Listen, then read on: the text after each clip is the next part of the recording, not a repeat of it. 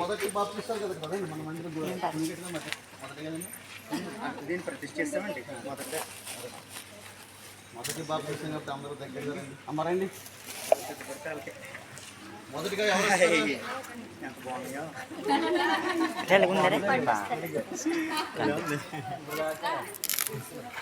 రండిరా బాబు రండి. సిద్ధపరచబడిన వాళ్ళు మొదటిగా ఎవరు సిద్ధపడి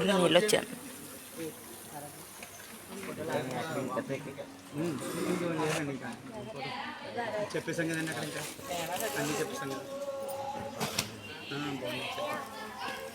చేద్దాం అనుకున్నాం కానీ చెప్పలే, అనౌన్స్ చేయలేదు కదా. అందరూ వచ్చింది. ఇంకా ఎవరైనా సిద్ధపడిన వాళ్ళు ఉంటే కనుక పెంచబడితే ఉంటే కనుక ఏం ఆలోచించుకుంటే రండి. మేము మతం మార్చుకోగలదు, మీ కులం మార్చుకోగలదు, మీ మనసు మార్చుకుంటే చాలు. దేవుని బిడ్డలారా, మీ మనసు మార్చుకుంటే చాలు. మీ హృదయాన్ని యేసు ప్రభువున సొంత రక్షకుడు అని అంగీకరించడానికి ఒక సాదృశ్యమే, ఒక ప్రమాణమే బాప్తిసం. అంతకుమించి ఏం కాదు, అంతకుమించి ఏం కాదు. ఏ పరిస్థితుల గురించి, ఏ కట్టుబాట్ల గురించి, దేని గురించి ఆలోచించొద్దు. ఇంత గొప్ప భాగ్యం మరలా దొరకకపోవచ్చు.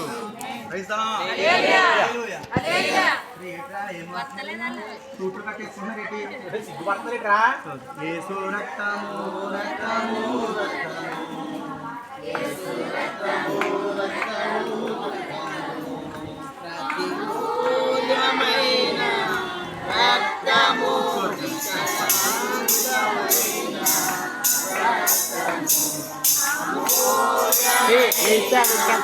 ఫోటోలు దిగి రాజు నువ్వు, నేను చూడలేదు.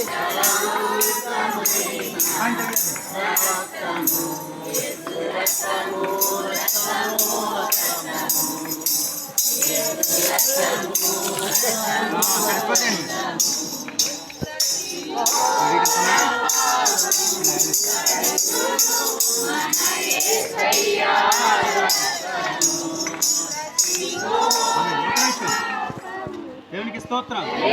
హల్లెలూయా. ఎటువంటి పరిస్థితులు వచ్చినా యేసుక్రీస్తు ప్రభువు వారిని విడిచిపెడతావా? ఇప్పుడు బాప్తిసం ఎవరైనా బలవంతమా? మీ అమ్మగారు బలవంతం చేశారా? మీ నాన్నగారు, మీ తాతయ్య గారు, పాస్టర్ గారు, సంఘం ఎవరైనా బలవంతం మీద తీసుకుంటున్నావా? ఎందుకు బాప్తిసం తీసుకుంటున్నావు? రక్షణ పొందుకోవాలని బాప్తిసం తీసుకుంటున్నావా? బాప్తిసం తీసుకుంటే ఏమొస్తుంది? బాప్తిసం తీసుకుంటే మరి సినిమాలు చూడకూడదు, ఆన్లైన్ గేమ్స్, బెట్టింగ్ గేమ్స్ ఆడకూడదు. ఇక నుంచి యేసు రక్తంలో కడగబడి యేసు క్రీస్తు ప్రభు వారి కొరకు నిలబడాలి. ప్రతి సంస్కారాదివారం కనబడాలి. దేవుని పని చేయాలి. ఐగుప్తు ధనం కంటే దేవుని నిమిత్తమైనటువంటి శ్రమలే గొప్పవని చెప్పాలి. రేపు పొద్దున బాప్తిసం పొందుకున్న వాళ్ళకి ఏమి ఉండవు. వింటున్నారా? మిగతా రేపు పొద్దున బాప్తిసం పొందుకున్న వాళ్ళకి ఏమి ఉండవు. వాళ్ళకి ఉద్యోగాలు ఎవరంటారో వారికి అన్ని రాయితీలు క్యాన్సిల్ చేసేస్తారు. అటువంటి సమయంలో కూడా నువ్వు బాప్తిస్మంలో రక్షణలో నిలబడతావా? నీవు ఇచ్చిన సాక్ష్యాన్ని బట్టి, దేవుడికి ఇచ్చిన నాకు అధికారాన్ని బట్టి, తండ్రి యొక్క కుమారుని యొక్క పరిశుద్ధాత్మ నామంలో నీకు బాప్తిస్మం ఇస్తూ ఉన్నాను పరమ తండ్రి. ఆమేన్. యేసు రక్తము రక్తము రక్తము యేసు రక్తము రక్తము రక్తము అమూల్యమైన రక్తము నిష్కలంకమైన రక్తము అమూల్యమైన రక్తము నిష్కలంకమైన రక్తము యేసు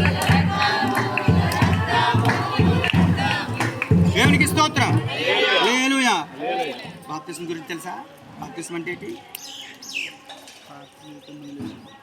పాత జీవితాన్ని వదిలేసుకోవాలి, కొత్త జీవితం ప్రారంభించాలి. ఇంకా అమ్మని ఎదిరించకూడదు బాప్తిసం తీసుకున్నప్పుడు. అర్థమైందా? ఇంకా లోకము, లోక సహవాసాలు వాటిల్లో పడకూడదు.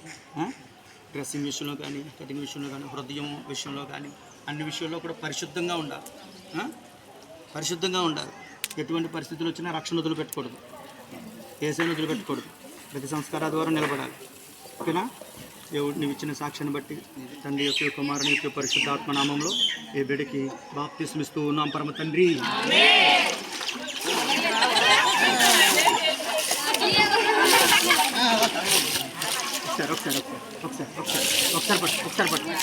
ఒకసారి పట్టుకో.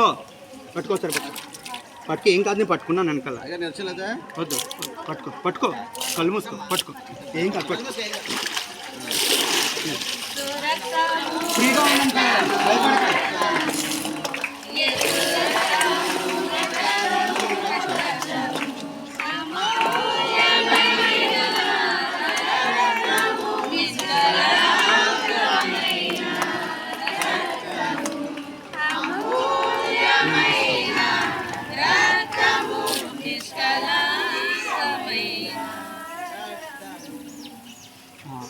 రేపొద్దుట ఏ పరిస్థితులు వచ్చినా, ఎటువంటి పరిస్థితులు వచ్చినా యేసు ప్రభువును వదలకుండా ఉంటావా?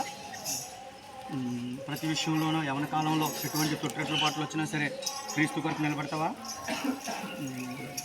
ప్రతి ఆదివారం దేవుని మందిరంలో ఉండాలి. ప్రతి సంస్కార ఆదివారం సంస్కారం తీసుకోవాలి. మరి పరిశుద్ధంగా నీ జీవితాన్ని కాపాడుకోవాలి. పరిశుద్ధమైన జీవితాన్ని జీవించాలి. ఓకేనా? ఓకేనా? మరి ఎటువంటి వ్యతిరేకతలు వచ్చినా, ఎటువంటి పరిస్థితులు వచ్చినా, ఎందులో వచ్చిన అవమానాలు వచ్చిన, ఇరుకులు వచ్చిన, ఇబ్బందులు వచ్చిన, కష్టం వచ్చిన, కన్నీళ్ళు వచ్చినా, ఎవరో మారిపోయారు అనుకున్నా సరే నువ్వు మాత్రం దేవుళ్ళలో నిలబడాలి. ఓకేనా?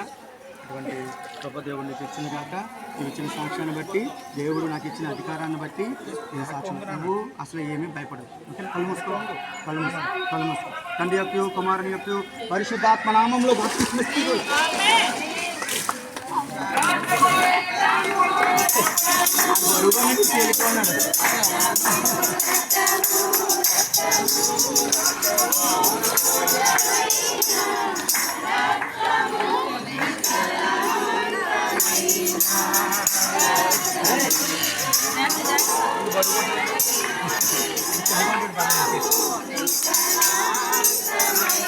యేసు నామంలో స్తుతిస్తూ ఉన్నాం.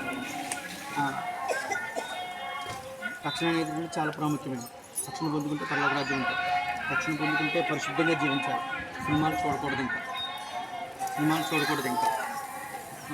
ఏ లోక సంబంధమైనటువంటి కార్యక్రమాలకి మనం ప్రభు భక్తుల నుంచి, ప్రార్థనల నుంచి, సహవాసంలో నుంచి, బోధల నుంచి, పరిశుద్ధతల నుంచి మనం బయటికి లాగేటువంటి ఏ కార్యక్రమాలు మనం చేయకూడదు. మన బంధువులను బట్టి కానీ, మన అక్క చెల్లెలను బట్టి కానీ, మన రిలేషన్షిప్ వాటి మొహమాటలను బట్టి కానీ దేవునికి, వాక్యానికి వ్యతిరేకమైన కార్యక్రమాలు ఏవి మనకు చేయకూడదు. తల్లిదండ్రులు గౌరవించాలి, దేవుని గౌరవించాలి, వాక్యాన్ని గౌరవించాలి. మరి దేవుని సన్నిధిలో వాక్యంలోను, ప్రార్థనలో, అన్ని విషయాల్లోనే ఎదగాలి. ఇక్కడి నుంచి పరిశుద్ధంగా జీవించాలి. ఎటువంటి పాపము, దాని ఆనవాళ్ళు మనలో ఉండకూడదు. నీతిగా జీవించాలి, యథార్థంగా జీవించాలి. ఇచ్చిన సాక్ష్యాన్ని బట్టి, దేవుడు నాకు ఇచ్చినటువంటి అధికారాన్ని బట్టి, తండ్రి యొక్కయు, కుమారుని యొక్కయు, పరిశుద్ధాత్మ నామములో బాప్తిస్మిస్తూ ఉన్నాం పరమ తండ్రి. ఆమేన్.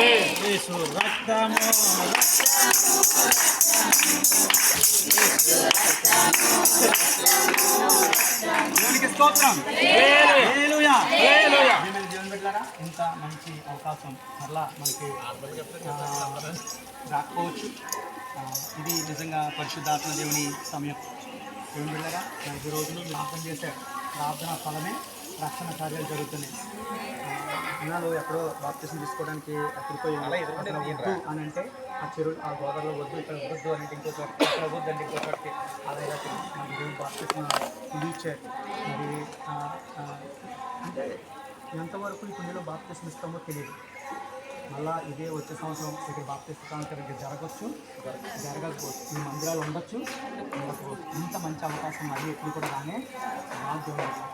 ఇంత గొప్ప దేవుని కృప మళ్ళా మన దగ్గరికి రావాలి. ఈ కృప మీ దగ్గర దాకా వచ్చింది.